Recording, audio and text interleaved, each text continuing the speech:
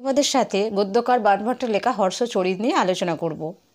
বাণভট্ট কোথা থেকে এসেছেন বা বাণভট্ট কে ছিলেন, হর্ষবর্ধন কে ছিলেন বা হর্ষচরিতের বিষয়বস্তু কী, সব বিষয় নিয়ে আলোচনা করব। তবে তার আগে বলে রাখি, যারা উচ্চ মাধ্যমিক দিচ্ছ, যারা গ্র্যাজুয়েট করছো এই সংস্কৃত বিষয় নিয়ে, বা এমএ করছো, বা যারা কম্পিটিটিভ এক্সাম দিচ্ছ যেমন এসএসসি, পিএসসি বা নেট বা সেট, সব থেকে বেশি উপকার লাগবে সব যেগুলো বললাম তো সবেতেই লাগবে। তবে কম্পিটিটিভ পরীক্ষা বা চাকরির পরীক্ষা যারা দিচ্ছ বা নেট বা সেট যারা দিচ্ছ, তাদের এই বিষয়ে যে আলোচনাগুলো করব আমি, এরপর আরও নিত্য নতুন সব ভিডিও দেব এই সংস্কৃত বিষয়ের নতুন নতুন টপিক নিয়ে। আজকে যে বিষয়টা নিয়ে আলোচনা করছি সেটাও খুবই খুবই গুরুত্বপূর্ণ এবং ভেরি ভেরি ইম্পর্টেন্ট। তো এটা ভালো করে খেয়াল করো এবং ভালো করে শোনো তোমরা। আর কিছু আমি নোটস দেবো, সেগুলো তোমরা, যেগুলো তোমাদের খুব মনে হচ্ছে যে হ্যাঁ খুবই ইম্পর্টেন্ট বা গুরুত্বপূর্ণ, সেগুলো তোমরা খাতায় লিখে নেবে, আমার বলার সাথে সাথেই তোমরা শুনে লিখে নেবে। চলো তবে শুরু করি আজকের এই বিষয়টি নিয়ে। তবে তার আগে বলে রাখি, আমার এই ভিডিওটি তোমাদের ভালো লেগে থাকলে অবশ্যই সাবস্ক্রাইব করবেন, লাইক করবেন, শেয়ার করবেন। অবশ্যই সাবস্ক্রাইব এই জন্যই করে রাখবেন যাতে আরও নিত্য নতুন ভিডিও তোমরা সবার আগে পেয়ে যাও এবং তোমাদের খুব উপকারে লাগে। চলো শুরু করি আজকের বিষয়টি নিয়ে। আজকের বিষয় হলো গদ্যকার বা গদ্যকাব্যের সাহিত্যে বাণভট্ট কে ছিলেন। আগে জানতে হবে যে বাণভট্টর অবদানটা কী সংস্কৃত সাহিত্যে। না, বাণভট্ট সংস্কৃত গদ্যকাব্যের দরবারে রাজাধিরাজ এবং সংস্কৃত সাহিত্যের যে গগনের অন্যতম উজ্জ্বল জ্যোতিষ্ক ছিলেন বাণভট্ট। এবং তার যে প্রতিভা আছে সেটা সত্যি অনবদ্যনীয়। এবং তাঁর লেখা দুটি গদ্যকাব্য হলো হর্ষচরিত আর কাদম্বরী। এই হর্ষচরিতটি হলো আখ্যায়িকা শ্রেণীর আর কাদম্বরী হলো কথা শ্রেণী। আমরা জানি গদ্যকাব্যের দুটি শ্রেণীতে ভাগ করা যায়, এক হচ্ছে কথা আর দুই হলো আখ্যায়িকা শ্রেণীর। এখানে আমরা আলোচনা করব আখ্যায়িকা শ্রেণীর গদ্যকাব্য এই হর্ষচরিত নিয়ে।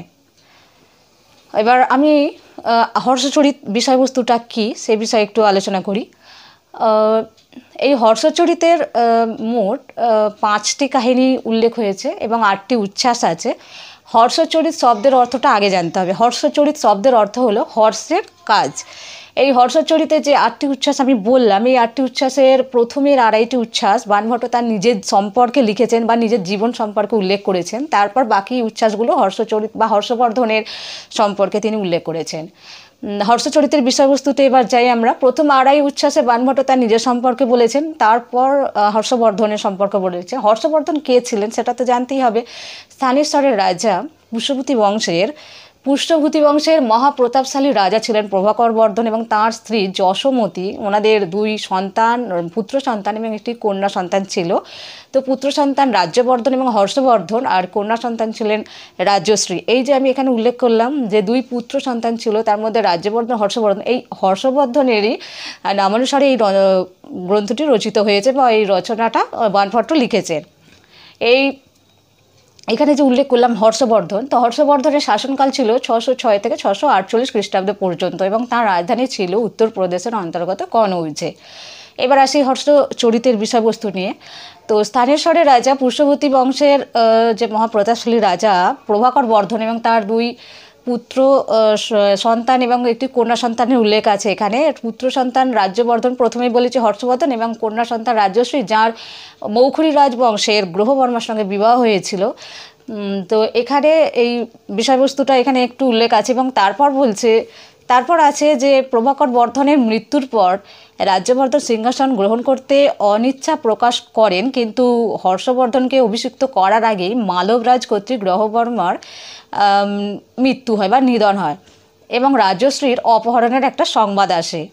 রাজ্যবর্ধন তখন মালবরাজের বিরুদ্ধে যুদ্ধযাত্রা করেন, কিন্তু গৌড়রাজের বিশ্বাসঘাতকতায় তিনি নিহত হন। আর এই মালব রাজের বিরুদ্ধে যখন নিহত হন, তো ভাতৃ বা দাদার প্রতিশোধ নেওয়ার জন্য হর্ষবর্ধনের যুদ্ধ করতে বেরিয়ে পড়েন এবং পথে তিনি জানতে পারেন যে মালবরাজের কারাগার থেকে তার বোন রাজশ্রী মুক্তি পেয়ে যায় বা সেখান দিয়ে পালিয়ে যায়।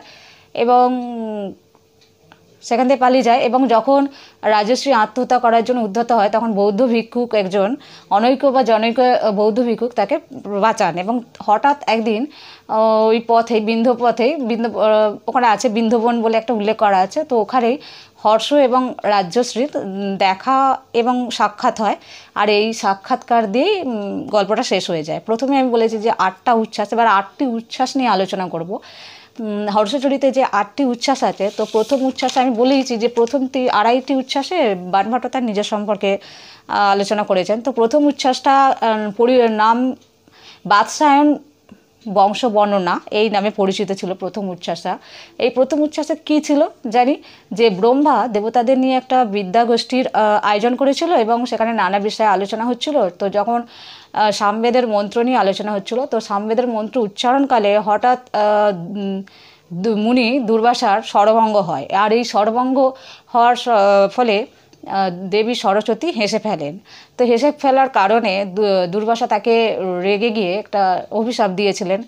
আর যেহেতু ওনার অভিশাপ বিফলে যায় না, তখন ব্রহ্মা অনুমোদন করার ফলে, অনুনয় বিনয় করার ফলে তখন একটু অভিশাপটা একটু হ্রাস হয়েছিল। তো এইরূপ হ্রাস হয়েছিল যে তিনি মর্তে যাবেন, মানে তাকে মর্তে যাওয়ার একটা অভিশাপ দিয়েছিল যে দুর্বিনীতে মর্তলোকে যা।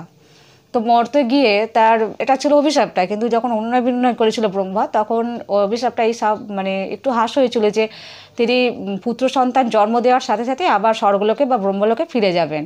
তো এই অভিশাপ দেওয়ার পর মর্তলোকে তার দেবী সরস্বতী তার সখী সাবিত্রীকে নিয়ে সোর নদীর তীরে একটি পর্ণকুটির বানিয়ে সেখানে বসবাস করতে লাগলো। হঠাৎ একদিন চ্যাবন ঋষির পুত্র দধিচ, তার সাথে দধিচ তখন মাতুলালয় বা মামাবাড়ি থেকে নিজের বাড়িতে ফিরছিল। পথে তখন ওই সরস্বতীর সাথে দধিচের দেখা হয় এবং একে অপরের প্রতি একটা ভালো লাগা জন্ম হয় বা একে অপরের প্রতি একটা মুগ্ধ হয়ে যান এবং তাদের পুনর্মিলনে মানে তাদের মিলনে একটি পুত্র সন্তানের জন্ম হয়, যার নাম ছিল সারস্বত। এই পুত্র সন্তানের জন্ম দেওয়ার সাথে সাথে দেবী সরস্বতী স্বর্গে ফিরে যান। আর দধিচ তখন তার পুত্র সারস্বতকে তার ভাতৃবধূ অক্ষমালার, এখানে নাম পাবো, ভাতৃবধূর নাম ছিল অক্ষমালা। অক্ষমালার ওপর তার ছেলের ভার দিয়ে তিনি বানপ্রস্থে চলে যান এবং ওই অক্ষমালারও একটি ছেলে ছিল, তার নাম ছিল বৎস। আর এই বৎসই হলো এই বাৎসায়ন বংশের প্রবর্তক। আর এই বংশেই জন্ম নেয় আমাদের যে গদ্যকার বাণভট্টের কথা উল্লেখ করেছি, উনি বাণভট্টর জন্ম হয় এই বংশেই। আর বাণভট্টের একটু কবি পরিচিতি তোমাদেরকে একটু বলি ওনার সম্পর্কে। পিতা ছিল চিত্রভানু, পিতামহ অর্থপতি, প্রপিতামহ পশুপতি, মাতা রাজদেবী। আর সময়কাল ছিল বাণভট্টের খ্রিস্টীয় 7ম শতকের প্রথমার্ধ। ঠিক আছে। আর রচনা তো বললাম, হর্ষচরিত, কাদম্বরী, চণ্ডী শতক, এগুলো তাঁর লেখা গ্রন্থ। আচ্ছা, এটা গেল বাৎসায়ন বংশ বর্ণনম প্রথম উচ্ছ্বাস।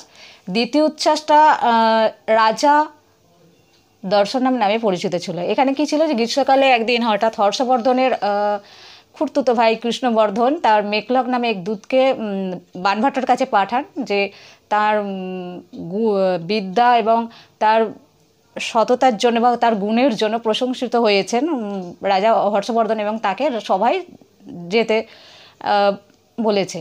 তো তার কথা অনুযায়ী শুনে বাণভট্ট সবাই গিয়েছিলেন এবং তার গুণে প্রশংসিত হয়ে হর্ষবর্ধন তাকে তার সবাই সভাকবি হিসাবে বরণ করে নিয়েছিলেন। এটা হলো দ্বিতীয় উচ্ছ্বাস। তৃতীয় উচ্ছ্বাসটা কী নামে পরিচিত ছিল?